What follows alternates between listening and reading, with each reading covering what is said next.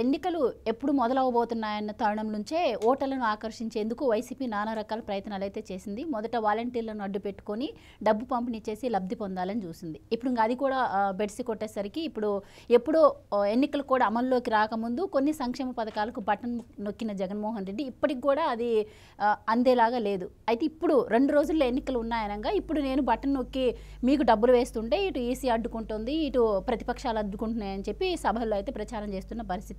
అయితే దీనిపై కోర్టుకు కూడా వెళ్లారు. సో ఈసీ అయితే కొన్ని ప్రశ్నలు సంధించింది. ఈ నేపథ్యంలో అసలు మరి ఎప్పుడో బటన్ నొక్కితే ఎలక్షన్ 2 రోజుల ముందు లబ్ధిదారులకు డబ్బులు ఇవ్వాలని చూడడాన్ని ఎలా చూడొచ్చు అంటారు సార్? జగన్మోహన్ రెడ్డి గారు తన అధికారాన్ని, అధికార వ్యవస్థని, తన చేతిలో ఉండే వనరులని ఈ మూడింటిని అడ్డు పెట్టుకొని 3 రోజుల్లో రాబోతున్న ఎన్నికలకి మార్గం సుగమం చేసుకోవాలని చెప్పని చూస్తున్నారు. అంటే ఎన్నికల కమిషను ఎన్నికల ప్రవర్తనా నియమావళిని అమల్లోకి తెచ్చేదే ఇందుకోసం. ఎందుకంటే ఎన్నికలు సమీపిస్తున్న సందర్భంగా ఏదో ఒక పార్టీ అధికారంలో ఉంటుంది. ఆ పార్టీతోటి ప్రతిపక్షంలో ఉన్నవాళ్ళు ఎన్నికల్లో పోటీ పడుతూ ఉంటారు. ఈ పోటీ పడే పరిస్థితిలో అధికారంలో ఉన్న వాళ్ళ చేతిలో ఉండే ఇప్పుడు నేను ప్రస్తావించిన అడ్వాంటేజ్, వాళ్ళ చేతిలో యంత్రాంగం ఉంటుంది, వాళ్ళ చేతిలో బడ్జెటరీ రిసోర్సెస్ ఉంటాయి, వాళ్ళ చేతిలో డెసిషన్ మేకింగ్ కెపాసిటీ ఉంటుంది. ఇప్పుడు ప్రజల నుంచి మీరు 5 సంవత్సరాల కాలంలో మాకు రోడ్డు వేయలేదు, మీరు ఇప్పుడు ఓటుకి ఎట్లా వస్తున్నారని చెప్పని అడిగారు. వెంటనే అప్పటికప్పుడు ఆ రోడ్డు శాంక్షన్ చేయగలిగే కెపాసిటీ వాళ్ళ దగ్గర ఉంటుంది. అంటే ఆ రోడ్డు శాంక్షన్ చేయడం ద్వారా వాళ్ళలో ఉండే వ్యతిరేకతను పోగొట్టి వాళ్ళని తనకు అనుకూలంగా మలుచుకోగలిగే కెపాసిటీ వాళ్ళ దగ్గర ఉంటుంది. ప్రతిపక్షాలకు అది ఉండదుగా. అందుకోసం అని చెప్పని అన్ని రాజకీయ పక్షాలకి సమాన ప్రాతిపదికన అవకాశాలు ఉండాలి తప్ప అధికారంలో ఉన్న వాళ్ళకి అడిషనల్ అడ్వాంటేజ్ ఉండకూడదు అని చెప్పని ఎన్నికల సంఘం, అటానమస్ బాడీ, రాజ్యాంగబద్ధ సంస్థ, ఎన్నికల సందర్భంలో ఒకసారి నోటిఫికేషన్ విడుదలైన తర్వాత కోడ్ ఆఫ్ కాండక్ట్, ప్రవర్తన నియమావళి ఇది అమల్లోకి వస్తుంది. ఒకసారి ప్రవర్తన నియమావళి అమల్లోకి వచ్చిన తర్వాత అధికారంలో ఉన్న మాత్రాన ప్రభుత్వం ఎన్నికల్లో లబ్ధి చేకూర్చుకోవడం కోసం విధానపరమైన నిర్ణయాలు చేయడానికి వీల్లేదు, కొత్త ప్రారంభోత్సవాలు, కొత్త శంకుస్థాపనలు చేయడానికి వీల్లేదు. అంటే తన అధికారం ద్వారా ఓటర్ని ప్రభావితం చేయడానికి వీల్లేదు అని చెప్పని అనాదిగా ఆ కోడ్ ఆఫ్ కండక్ట్ అమల్లోకి వస్తుంది. అనాదిగా అన్ని రాజకీయ పక్షాలు దాన్ని అమలుపరుస్తూ ఉన్నాయి, పాటిస్తూ ఉన్నాయి. దీనికి ఏమి జగన్మోహన్ రెడ్డి గారు అతీతం కాదు. ఆయన కూడా ఒక రాజకీయ పార్టీ అధ్యక్షుడే, ప్రజల చేత ఎన్నిక కాబడ్డ పాలకుడే. ఆ రాజ్యాంగానికి లోబడే ఆయన పరిపాలన సాగాలి. ఆ రాజ్యాంగానికి లోబడే, ఆ రూల్ ఆఫ్ లాకి కట్టుబడే ఆయనైనా ఎన్నికల్లో పోటీ చేయాలి. కానీ జగన్మోహన్ రెడ్డి గారు ఏం చేస్తున్నారు? తనకున్న ఈ అధికారాన్ని అడ్డు పెట్టుకొని దాన్ని ఒక అడిషనల్ అడ్వాంటేజ్గా మలుచుకొని తద్వారా ఓటర్లను ప్రభావితం చేయాలని చెప్పని ప్రయత్నం చేస్తూ ఉన్నారు. ఇటువంటి పరిస్థితుల్లోనే ఇప్పుడు ఈ డైరెక్ట్ బెనిఫిట్ ట్రాన్స్ఫర్, ప్రజలకు సంక్షేమ పథకాల లబ్ధిదారులకి ఆ సంక్షేమ ఫలాలు అందించాలి. ఎన్నికలు 3 రోజుల్లో ఉన్నాయి. తద్వారా అంటే గవర్నమెంట్ రిసోర్సెస్తో, ప్రజలు కట్టిన పన్నుల డబ్బుతో ఈయన ఓట్ల వేట కొనసాగించాలి అనుకుంటున్నాడు. ఆ ప్రజల డబ్బు ఎరగా వేసి ఓటర్లను తనకు అనుకూలంగా మలుచుకోవాలని ప్రయత్నం చేస్తున్నాడు. ఇప్పుడు ఈ సంక్షేమ పథకాల లబ్ధిదారులకి మీరు సంక్షేమ ఫలాలు ఇమ్మీడియట్గా ఇవ్వాలి అని చెప్పని మంకుపట్టు పడుతున్న పథకాలు ఏవైతే ఉన్నాయో ఒకసారి ఇవి ఏం పథకాలు, వీటి పూర్వపరాలు ఏంటి కూడా చూద్దాం. వైఎస్ఆర్ ఆసరా, దానికి జనవరి 23వ తారీఖు రోజు నేను డైరెక్ట్ బెనిఫిట్ ట్రాన్స్ఫర్ ద్వారా నేరుగా మీ అకౌంట్లోకి డబ్బులు పంపిస్తున్నా అని చెప్పని బటన్ నొక్కారు. ఇవాళ మనం రోడ్డు మీద ఓ బండి మీద అరటిపళ్ళు కొంటున్నాం. అక్కడ పేమెంట్ ఆప్షన్ స్కాన్ ఉంటుంది. మనం మన ఫోన్తో స్కాన్ చేసి మన అకౌంట్ నుంచి దానికి పేమెంట్ ట్రాన్స్ఫర్ చేస్తే విదిన్ స్ప్లిట్ సెకండ్స్లో ఆ పేమెంట్ ట్రాన్స్ఫర్ అవుతుంది. మరి ఈయన నేరుగానే దీర్ఘం తీసి ఒక సభ పెట్టి వందలాది బస్సులు ఆ సభకి మహిళల్ని తరలించుకొచ్చి, ప్రజలను తరలించుకొచ్చి, పేపర్లో ఫుల్ పేజ్ యాడిల్లు ఇచ్చి, కోట్ల రూపాయలు ప్రజాధనం ఖర్చు పెట్టి సభల నిర్వహణ చేసి అంత కొండంత రాగం తీసిన ఆ డీబీటీ ఎందుకు లబ్ధిదారుల అకౌంట్లో జమగాల? అంటే జమ కాలేదు అని అంటే అది మనం వెనకటి వినోదం సినిమాలో చూసాం, ఊటూటీ బ్యాంక్ అని చెప్పని. ఇది కూడా అటువంటి ఊటూటీ బటన్ నొక్కుడేగా, ప్రజల్ని మభ్యపెట్టడమేగా, వంచడమేగా. నీ దగ్గర అకౌంట్లో డబ్బులన్నా లేకుండా ఉండాలి, లేదు ఇప్పుడు ఇవ్వాలనే చిత్తశుద్ధి అయినా లేకుండా ఉండాలి. లేనప్పుడు అధికార వ్యవస్థకి తిప్పలే, ముఖ్యమంత్రి గారు వస్తున్నారు, ఒక సభ నిర్వహణ చేయాలంటే దానికి సంబంధించిన ఏర్పాట్లు, ఇన్ఫ్రాస్ట్రక్చరు, లాజిస్టిక్స్ ఇవన్నీ వాళ్ళు ప్రొవైడ్ చేయాలి కదా. ఇంతమంది జనాన్ని తరలించాలి కదా. ఇంత ప్రహసనం చేసి అంతిమంగా లబ్ధిదారుల అకౌంట్కి డబ్బులు ఎందుకు పంపిలా? ఇదొకటి. తర్వాత ఫిబ్రవరి 28వ తారీఖు కళ్యాణమస్తు షాదీ తోఫా, దానికి ఇదే నేరుగా అని చెప్పని కొండంత రాగం తీశారు. అది ఇప్పటికీ అట్లాగే ఉంది. మార్చి 1వ తారీఖు జగనన్న విద్యా దీవెన అంటే ఫీజు రియంబర్స్మెంట్, అది బటన్ నొక్కారు. అది మళ్ళీ సేమ్ ప్రొసీజర్. మార్చి 6వ తారీఖు రోజు రైతులకి ప్రకృతి వైపరీత్యం ఎదుర్కొన్న రైతులకి జరిగిన నష్టాన్ని ఇన్పుట్ సబ్సిడీ రూపంలో భర్తీ చేయటం, అది మార్చి 6వ తారీఖు రోజు, అది సేమ్.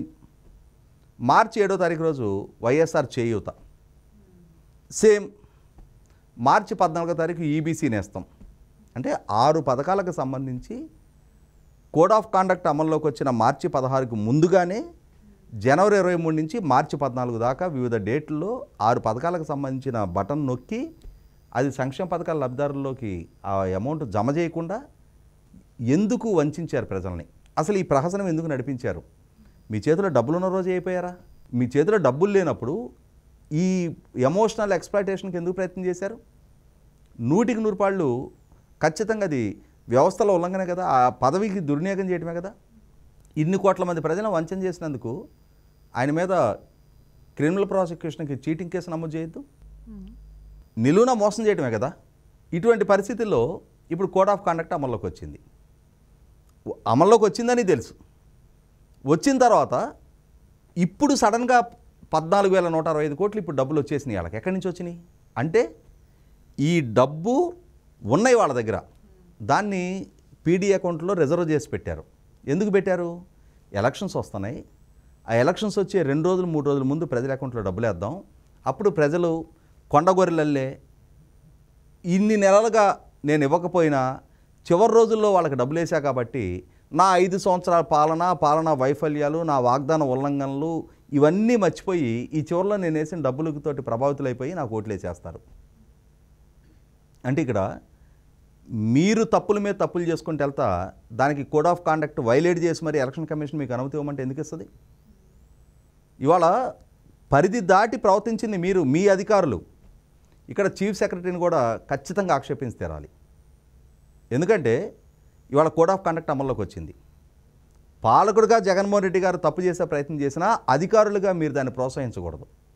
మీరు ప్రోత్సహిస్తున్నారు అనంటే, జగన్మోహన్ రెడ్డి గారు ఉల్లంఘనలకు మీరు మద్దతు తెలుపుతున్నారు అనంటే, ఇటువంటి అధికారులు కదా ఆ పదవుల్లో ఉండటానికి వీల్లేదు, శాక్ చేయమని చెప్పని ప్రతిపక్షాలు పదే ఎలక్షన్ కమిషన్కి నివేదిస్తూ ఉంది. ఎలక్షన్ కమిషన్ కూడా ఈ జవహర్ రెడ్డిని ఆ స్థానంలో ఇప్పటిదాకా కొనసాగించడం తప్పు. ఒక్క క్షణం కూడా ఆ పదవిలో కొనసాగే నైతికత లేని అధికారులు వీళ్ళు. ఇటువంటి పరిస్థితిలో ఆ ఫైనాన్స్ డిపార్ట్మెంట్లో సత్యనారాయణ రావు అని ఇంకొక ఆయన ఉన్నాడు. ఆయన కన్సర్న్డ్ ఫైనాన్స్ డిపార్ట్మెంట్ అధికారులందరినీ మీరు ఫండ్స్ ట్రాన్స్ఫర్ చేసేయండి ముందు మీ హెడ్స్లో ఉన్న నిధులు మొత్తం అని చెప్పాను అంటుంటే, వాళ్ళు మాకు బడ్జెట్ అప్రూవల్ లేకుండా మేము ఎట్లా చేస్తాం, బడ్జెట్ ప్రపోజల్ ఆర్డర్ అంటారు బీపీఓ, అది లేకుండా మేము ఎట్లా చేస్తామనంటే నా నోటి మాటే ఆర్డరు చేయండి అంట. అంటే 1000 కోట్ల ప్రజాధనం ఇలా నోటి మాట మీదకి చేసేయాలి. ఇందుకే కేంద్ర ఆర్థిక శాఖ ఒకసారి లేఖ రాసింది, 48,000 కోట్ల రూపాయలు ట్రెజరీ బిల్స్ లేకుండా ఖర్చు చూపించారు అని చెప్పని. 48,000 కోట్లు, దానికి తగిన ట్రెజరీ బిల్స్ లేవు, ఖర్చు పెట్టేసింది ప్రభుత్వం. ఇటువంటి అధికారుల నిర్వాహకమే ఇవన్నీ కూడా. ఇటువంటి పరిస్థితుల్లో కొంతమంది సంక్షేమ పథకాల లబ్ధిదారుల పేరిట కోర్టులో కేసు వేయించారు. ఎలక్షన్ కమిషన్ ఎప్పుడైతే మీరు ఇది ఆన్గోయింగ్ స్కీమ్ అంటున్నారు, అర్జెంట్ ప్రాతిపదిక అంటున్నారు, 13వ తారీఖు ఎలక్షన్ వద్ద 14 డిపాజిట్ చేసుకోమని చెప్పింది. అక్కడికి కూడా ఎలక్షన్ కమిషన్ చాలా పెద్ద మనసుతో చెప్పినట్టే. ఎందుకనంటే ఇక్కడ వన్స్ కోడ్ ఆఫ్ కాండక్ట్ అమల్లోకి వచ్చిన తర్వాత, కోడ్ ఆఫ్ కాండక్ట్ లిఫ్ట్ చేసిన తర్వాత మాత్రమే వెసులుబాటు ఇవ్వాలి. కోడ్ ఆఫ్ కాండక్ట్ ఎప్పుడు దాకా ఉంది? జూన్ 4వ తారీఖు లెక్కింపు పూర్తయిన మరుసటి రోజు దాకా కోడ్ ఆఫ్ కాండక్ట్ ఉంటుంది. అప్పటిదాకా అసలు వెసులుబాటు ఇవ్వకూడదు. అయినా సరే ప్రభుత్వానికి ఇచ్చిన వెసులుబాటు ఏంటి? మీరు అర్జెంట్ ప్రాతిపదిక అంటున్నారు కాబట్టి even though code of conduct అమల్లో ఉన్నా సరే ఎలక్షన్ అయిన మరుసటి రోజు చేసుకోమంది. ప్రజల మీదే మమకారం అనుకుంటే, ప్రజలకు ఆ సంక్షేమ పథకాలు అందించడమే లక్ష్యం అనుకుంటే 14వ తారీఖు ఏంటి? కాదు, మమకారం ఓట్ల మీద, ఈ ప్రజాధనంతో ఓట్లు దండుకోవటం మీద. కాబట్టి లేదు మాకు ఇప్పుడే కావాలి అని చెప్పని సంక్షేమ పథకాల లబ్ధిదారుల పేరిట కొంతమందితో కోర్టులో కేసు వేయించారు. సరే కేసు వేయించారు. ఇక్కడ కోర్టులను కూడా ఇక్కడ మనం ఖచ్చితంగా కొన్ని సందర్భాల్లో అంటే ఆ విచక్షణ ఎందుకు, ఆ పరిధి ఎందుకు దాటుతున్నారో ఆలోచించుకోవాలి. కోడ్ ఆఫ్ కండక్ట్ అమల్లోకి వచ్చింది. 4 రోజుల తర్వాత నిధులు విడుదల చేసుకోమని ఎలక్షన్ కమిషన్ ఒక స్పష్టమైన ఆదేశం ఇచ్చింది. ఇచ్చిన తర్వాత ఒక్క 10వ తారీఖు వరకు ఈ ఆదేశం సస్పెండ్ చేస్తున్నా అంటే ఒకసారి సస్పెండ్ చేసి వాళ్ళ నిధులు విడుదల చేసిన తర్వాత 11, 12 అమల్లో ఉంటే ఏంటి, ఊడితే ఏంటి, ఆ వెసులుబాటు ఇవ్వకూడదని కదా ఎలక్షన్ కమిషన్ చెప్పింది. దానికి ఆస్కారం లేకుండా ఎలక్షన్ కమిషన్ ఇచ్చిన ఆదేశాలని సస్పెండ్ చేస్తే అంటే ఇవాళ అడిషనల్ అడ్వాంటేజ్ అధికారంలో ఉన్న వాళ్ళకి కల్పించడం కోర్టుల లక్ష్యమా? ఇవాళ కోర్టులు కూడా అంటే పరిధి దాటి ఉల్లంఘనకు పాల్పడుతున్న ప్రభుత్వాన్ని కట్టడి చేయాల్సింది పోయి ఈక్వల్ లెవెల్ ప్లేయింగ్ ఫీల్డ్ ఉంచాల్సిన దగ్గర, దాన్ని కాపాడాల్సిన దగ్గర ఈ విధమైన అడ్వాంటేజ్ కల్పించడం ఏంటి? 100కి 100 ఆక్షేపణీయం. ఇటువంటి పరిస్థితిలో ఇంకా ఇప్పటికీ ప్రొసీజరల్గా ఎలక్షన్ కమిషన్కి ప్రభుత్వానికి మధ్య కాన్వర్సేషన్ నడుస్తూనే ఉంది. రాత్రి కోర్టు ఆర్డర్ వచ్చిన తర్వాత ఇవాళ మార్నింగ్ బ్యాంక్ వర్కింగ్ ఫస్ట్ అవర్లోనే మొత్తం డిస్పర్స్ చేయాలని చెప్పి ఆలోచన చేశారు. కానీ నేను ఇందాక చెప్పినట్టుగానే ఫైనాన్స్ డిపార్ట్మెంట్ అధికారులు మాకు ఆ బడ్జెట్ ప్రొసీడింగ్స్ సంబంధించి ఆర్డర్స్ రాలేదు అని చెప్పిన వాళ్ళు అసలు మీకు ఇంత అర్జెన్సీ ఏంటి, 4 రోజుల్లో మునిగే కొంపలేంటి, ముందు మాకు వివరణ తెలియజేయమని ఎలక్షన్ కమిషన్ అడుగుతూ ఉంది. కేంద్ర ఎన్నికల సంఘం కూడా దృష్టి పెట్టింది. ఇక్కడ ఇది కేంద్ర ఎన్నికల సంఘం ఇంటిగ్రిటీకి సంబంధించిన సమస్య. ఇది రాజ్యాంగబద్ధ సంస్థ ఇచ్చిన ఒక ఆదేశాన్ని ఉల్లంఘించే ప్రయత్నం చేయటం, ఆ సాహసానికి దిగుతున్న చీఫ్ సెక్రటరీని మాత్రం ఒక్క క్షణం కూడా పదవిలో కొనసాగనివ్వడానికి వీల్లేదు. ఇతని ఆధ్వర్యంలో రేపు ఎన్నికలు జరిగినా ఎన్నికలు లెక్కింపు నాటికి కూడా ఇతనే కనుక ఆ పదవిలో ఉంటే ఫలితాలు కూడా తారుమారు చేయటానికి ఏమాత్రం కూడా వెనకాడ్డి ఇతను ఇటువంటి దుస్సాహసానికి దిగే ప్రయత్నం చేసిన ఆ అధికారిని ఒక్క క్షణం కూడా పదవిలో ఉండనివ్వడానికి వీల్లేదు.